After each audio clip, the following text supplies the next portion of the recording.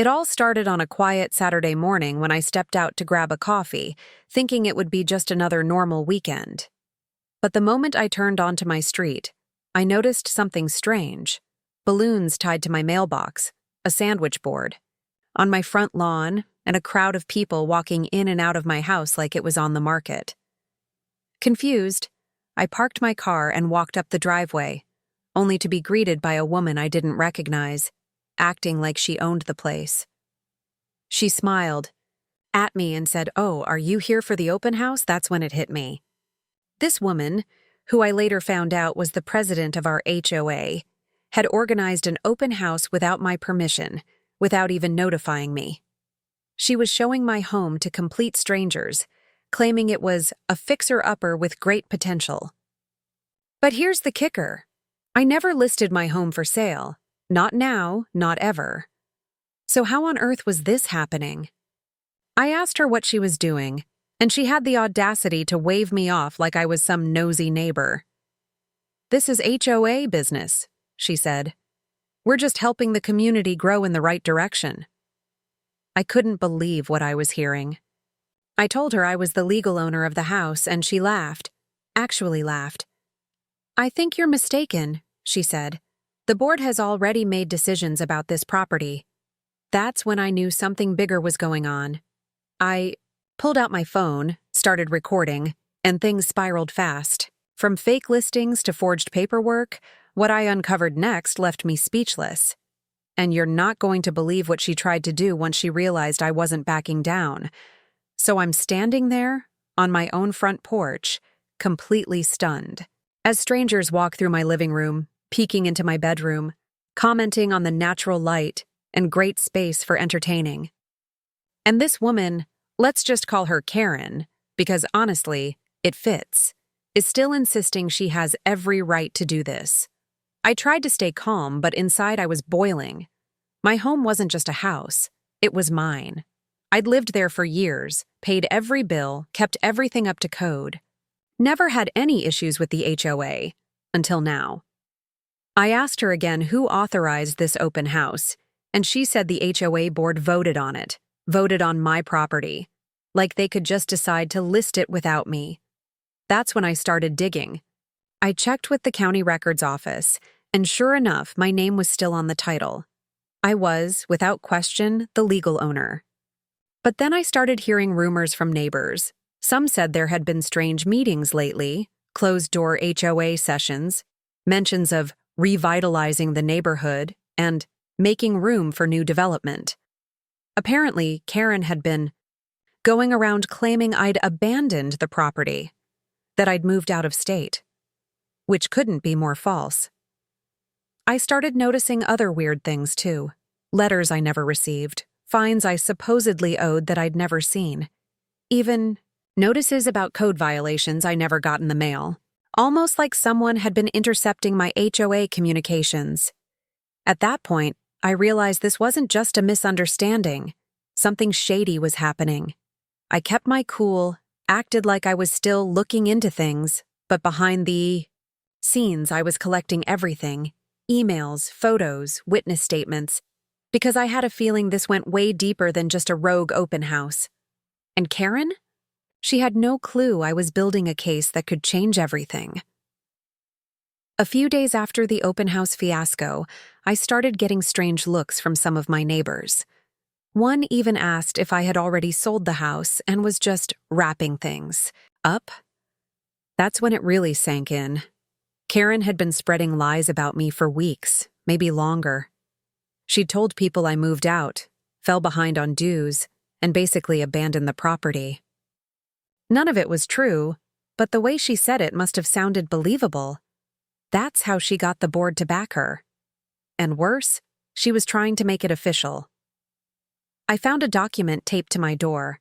It was a so-called final notice from the HOA claiming my property was in violation of several neighborhood rules and that they were moving forward with remedial action.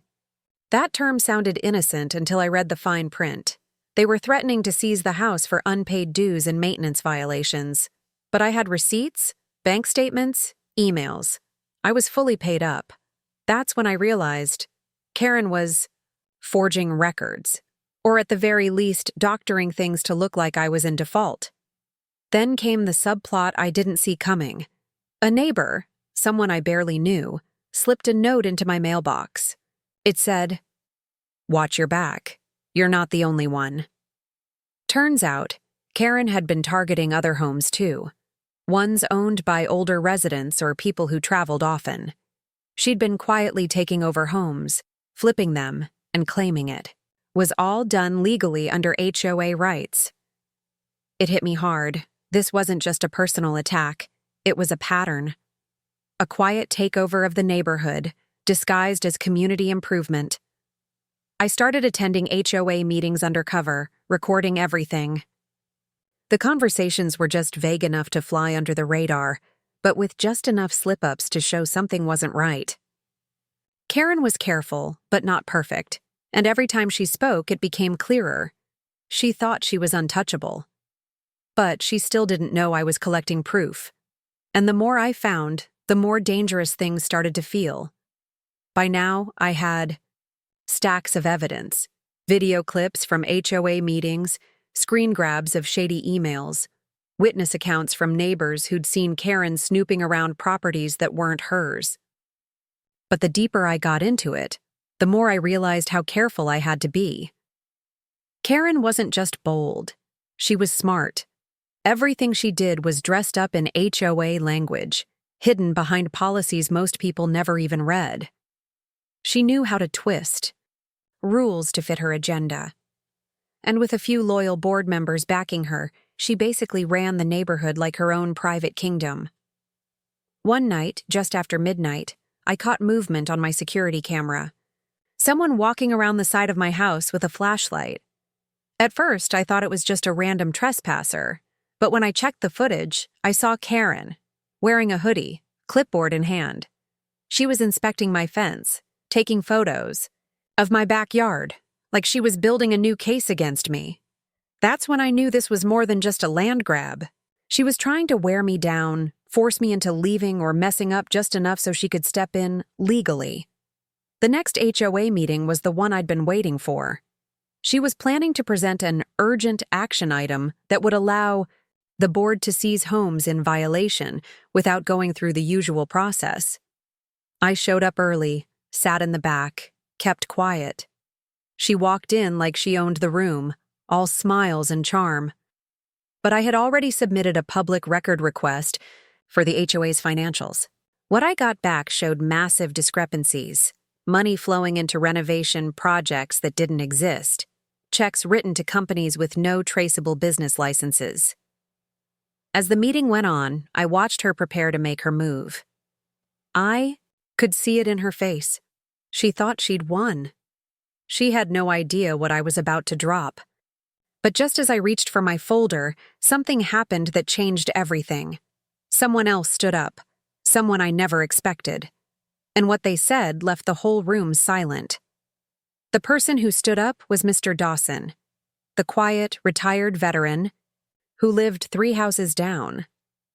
He rarely said more than a polite good morning, and most people assumed he stayed out of HOA drama. But that night, he cleared his throat, looked straight at Karen, and said, "I think it's time we talk about what really happened with my house last year." The room went still. Even Karen's fake smile froze. He pulled out a worn envelope and placed it on the table in front of the board. "You told everyone I voluntarily signed over my property to the HOA, that I was moving into assisted living and didn't want to deal with repairs. But I never signed anything. You forged my signature, changed my mailing address on file, and blocked me from speaking at board meetings for 6 months." Gasps spread through the room. Karen stayed silent, but her face turned pale. Dawson turned to the crowd and added, "She's been doing this to others. She tried it on me. And if she wasn't stopped, she would have gotten away with it." That was the moment everything started unraveling. People who'd been silent up until then started murmuring, then speaking up, questioning fines they'd been issued, letters that had never arrived, or sudden violations right after small disagreements with Karen. It wasn't just me anymore. This was a pattern. But here's the thing, Karen didn't panic. She stood up slowly, smoothed her blazer and said, "These accusations are baseless. I've done everything by the book. Anyone who disagrees can take it up with HOA legal counsel." And that's when the second twist hit. The HOA's lawyer, someone Karen had always counted on, stood up next and said he was stepping down immediately. He said he couldn't be part of a system that no longer followed legal or ethical guidelines. And just like that, Karen's foundation started cracking. But somehow, even with everything stacking up against her, she still wasn't backing down. And what she did next? No one in that room saw it coming.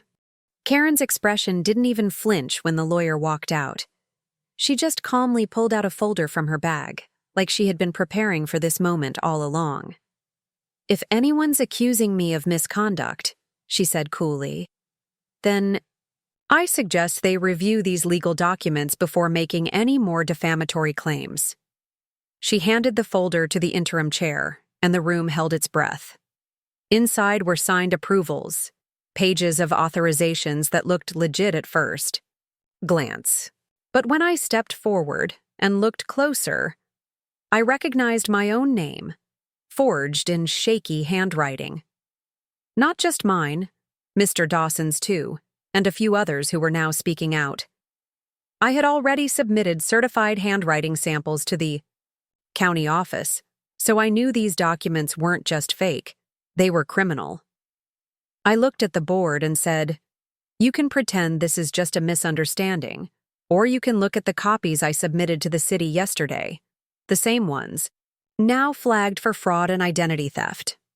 The board members looked stunned.